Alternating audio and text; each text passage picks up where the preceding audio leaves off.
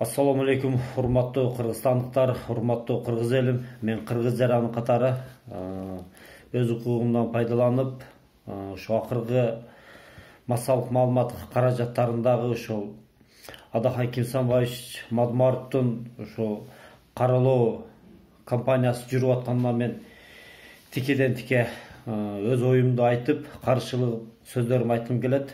Бүгүн бир Трибуна деген сайттан ошо жашуулуу эле мындайча айтканда сүннөтү бар, сакалчан жигит сүйлөп атат. Ошо Адахан Мадмаровдун жөнүндө аябай катуу, далил жок эмоция менен сүйлөп атат. Же ал жактан тапшырма ошондой болгонбу, айтор бир аз ачуулуу калтырып, кызуу кандуу калтырып атат.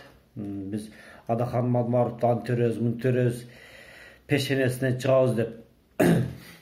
Өзүңдү эр ойлосоң, бирөөнү шер ойло дейт. Биз ойлошубуз керек. Шерлер жок эмес деп, шерлер бар. Эгер силер ошондой чечкиндүү кадамдарга бараткан болсоңор, Адахан Мадмаровдун аркасында миллиондогон колдоочулар бар. Ошолордун катарында мен да бармын. Мен да ошол чекеңерде мен да чыгамын. Эгер ошондой кадамдарга бара турган болсоңор. Эч кандай далил жок болуп атат бул жерде. Туура текшериш керек.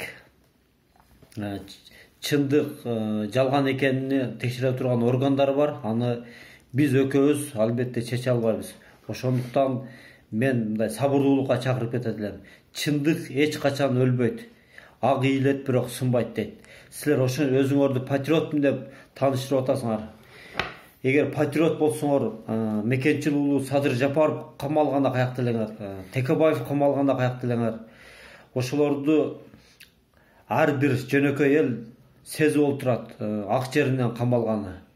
Эгер ошончолук патриот экенсиңер, патриоттук сезим бар экен, кыргызга чынында күйө турган болсоңор, ошондой жашоо Кыргызстанда болуп аткан ушу актуалдуу темаларды көтөрүп турсаңар жакшы болмок да. Ушу бирөөнүн аркасынан ушул нан таап, ушул жугунду ичкениңер бул жукпайт. Убактылуу нерсе. Бул бүгүнкү кылып аткан нерсеңерге албетте бир күн сөзсүз жооп бересиңер. Адахан Мадмаровду силер